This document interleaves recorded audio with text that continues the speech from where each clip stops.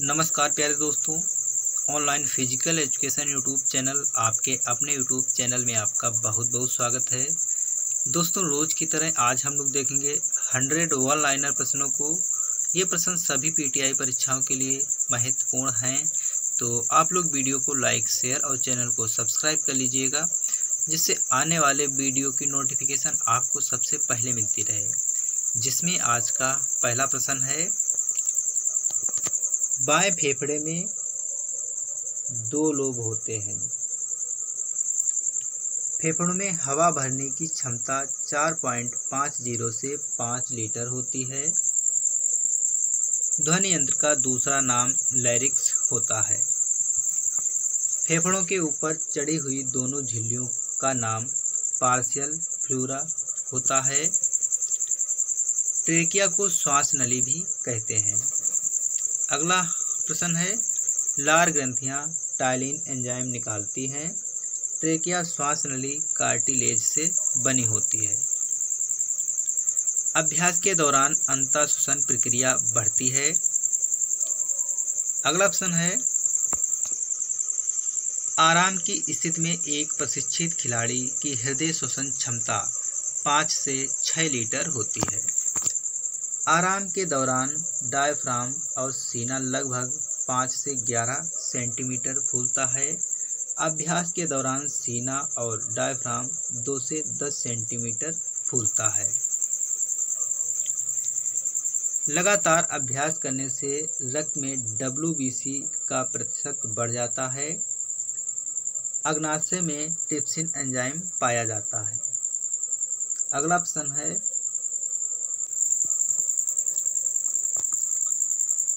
Grass नली को oesophagus कहा जाता है। ग्रास नली को इसोफेगस के अलावा अन्य गैलेट के नाम से जाना जाता है। अगला प्रश्न है, ट्रिप्सिन एंजाइम प्रोटीन पोषक तत्व को पचाता है। इसोफेगस को दूसरे गैलेट के नाम से जाना जाता है। अगला प्रश्न है, जठर रस में रेनिन, जठर लाइपेज तथा पेप्सिन नामक एंजाइम पाया जाता है, जो पाचन में मदद करता है। जठर रस हाइड्रोक्लोरिक अम्ल निकलता है। बाइल वसा के पाचन में मदद करता है। अगला प्रश्न है, एंटी डायबिटिक हार्मोन्स इंसुलिन को कहा जाता है। कोलन का संबंध आंत से है।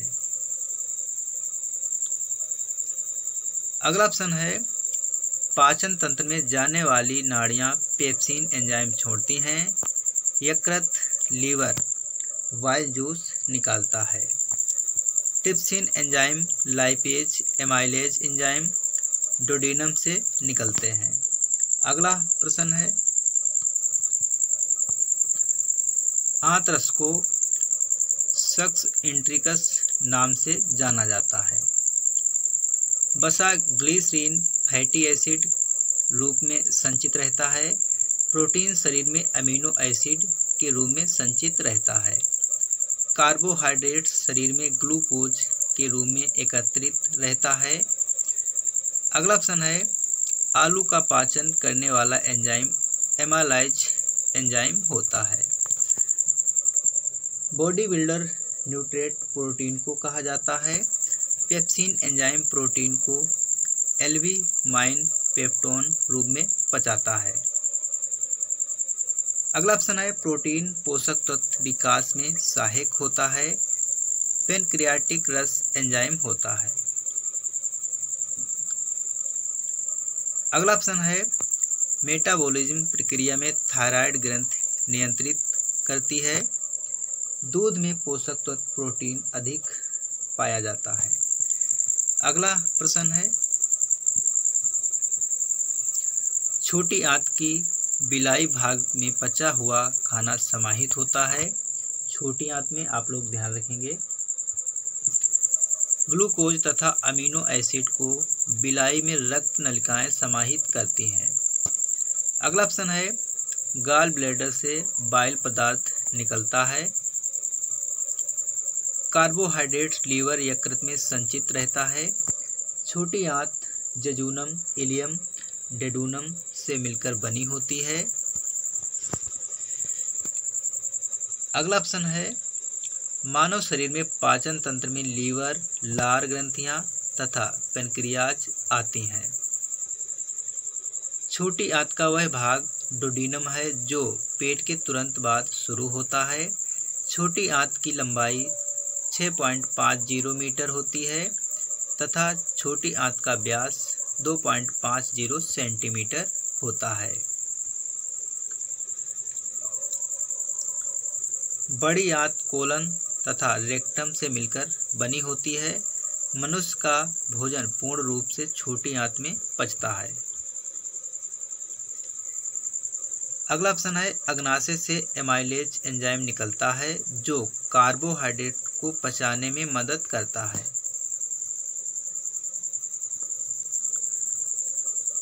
अगला ऑप्शन है प्रोटीन शरीर में अमीनो एसिड के रूप में संचित रहता है। कार्बोहाइड्रेट शरीर में ग्लूकोज के रूप में संचित रहता है। अगला प्रश्न है मानव शरीर में ज्ञानेंद्रियां होती हैं तो 5 होती हैं, आप लोग ध्यान रखेंगे। आँख, कान, नाक, त्वचा तथा जीभ होती है। अक्ष कंकाल में 80 तथा उपबंधीय कंकाल में 126 अस्थियां पाई जाती हैं। मानव कंकाल को 2 भागों में विभाजित किया गया है।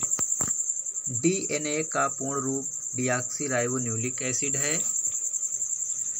अगला ऑप्शन है गेहूं, जर्दी, दूध में विटामिन के पाया जाता है। अगला ऑप्शन है मानव शरीर में फूल, फूड, वसा तथा कार्बोहाइड्रेट्स को कहा जाता है। प्रोटीन पाया जाता है उच्चतम सोयाबीन में। अगला ऑप्शन है प्रोटीन पाया जाता है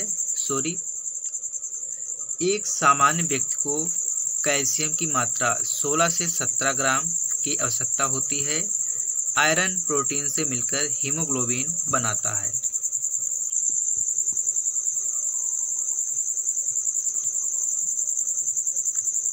विटामिन बी कई कोशिकाओं को आपस में बांधकर रखता है। प्रोटीन मांसपेशीय ऊतक बनाने में सहायक होता है। विटामिन डी पाया जाता है तो आंसर हो जाएगा दूध में। ऑस्टियोपोरोसिस हड्डी की बीमारी होती है। विटामिन तथा खनिज लवण रक्षा प्रदान करने वाले पोषक तत्व हैं। स्वस्थ रहने के लिए व्यायाम आवश्यक है क्योंकि यह शरीर को क्रियाशील व स्वस्थ बनाता है। रक्त में पाया जाने वाला शर्करा सुक्रोज कहलाता है। संतुलित आहार में हार्मोन्स नहीं आता है।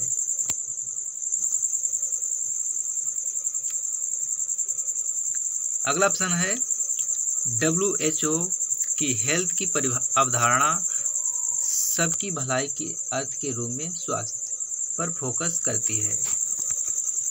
रक्त रोधी विटामिन के होती है। मृदुला अस्त रोग विटामिन डी की कमी से होता है। विटामिन ए का प्रमुख स्रोत गाजर है जिसमें 93% प्रोटीन होता है। 93।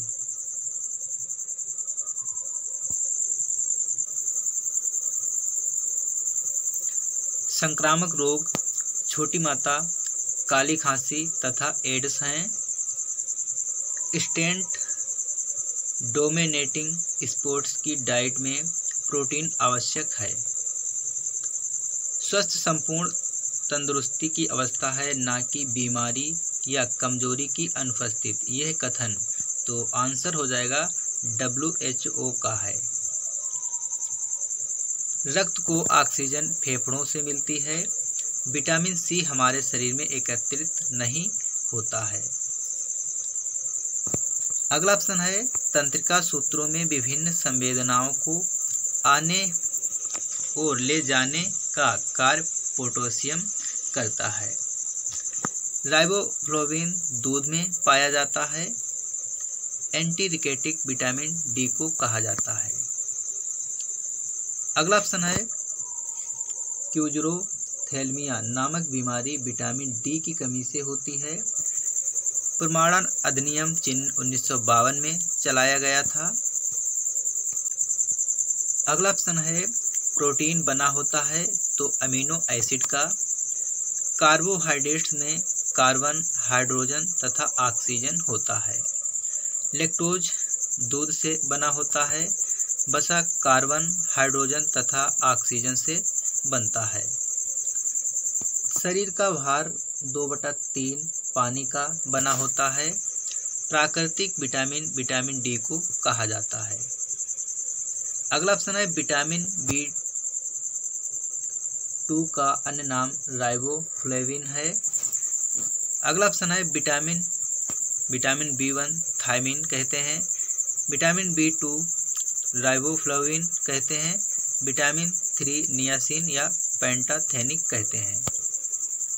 अगला ऑप्शन है विटामिन B3 की कमी से फेलेग्रा रोग होता है। विटामिन B6 का अन्य नाम पायरिडॉक्सिन होता है। अगला ऑप्शन है विटामिन H का दूसरा नाम तो बायोओटिन होता है। विटामिन D कैल्शियम और फास्फोरस लवणों का अवशोषण करता है। कैल्शियम और फास्फोरस आप लोग ध्यान रखेंगे। अगला प्रश्न है वृद्धि विटामिन विटामिन ए को कहा जाता है। एक मार्क सन 1937 में शुरू हुआ था। NIN का पूर्ण रूप नेशनल इंस्टीट्यूट ऑफ न्यूट्रिशन है। NIN का मुख्यालय हैदराबाद आंध्र प्रदेश में स्थित है।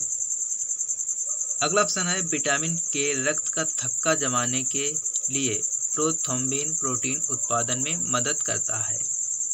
अगला ऑप्शन है वृक्क एक ग्रंथि नहीं है।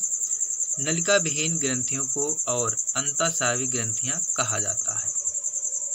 अगला ऑप्शन है हार्मोन्स ग्रीक भाषा में अर्थ उत्तेजित करना होता है। अगला ऑप्शन है पिट्यूटरी ग्लैंड या ग्रंथि खोपड़ी के निचले हिस्से में पाई जाती है। आज का अंतिम प्रश्न है दोस्तों, पिट्यूटरी ग्रंथि के एंटीरियर लोब में थायरोट्रोपिक हार्मोन स्रावित होता है। तो दोस्तों प्रश्न कैसे लगे आप लोग कमेंट बॉक्स में ज़रूर बताएंगे।